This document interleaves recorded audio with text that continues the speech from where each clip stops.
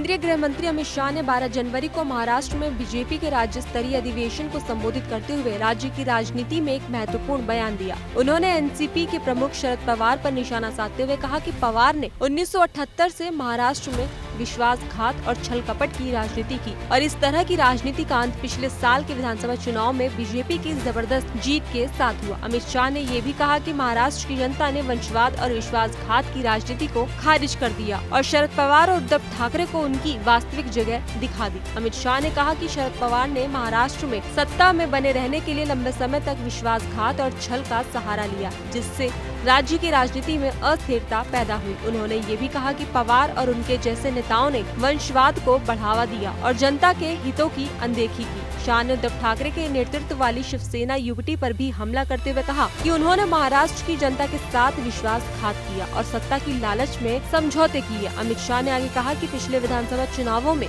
BJP ने न केवल एक शानदार जीत हासिल की, बल्कि इसने राज्य में एक स्थिर सरकार बनाने का संकल्प लिया। उन्होंने कहा कि बीजेपी ने महाविकास अघाड़ी सरकार को हराकर ये साबित कर दिया कि जनता अब वंशवाद और अवसरवादी राजनीति से तंग आ चुकी है। अमित शाह ने ये भी जोर दिया कि बीजेपी का उद्देश्य राज्य में विकास को प्राथमिकता देना है और पार्टी इस दिशा में लगातार काम कर रही है। इसके साथ ही उन्होंने कांग्रेस नीति विपक्षी इंडिया गठबंधन पर भी कटाक्ष किया। मुंबई में चुनाव आ रहा है, शिवसेना कांग्रेस से अलग लड़ने वाली है।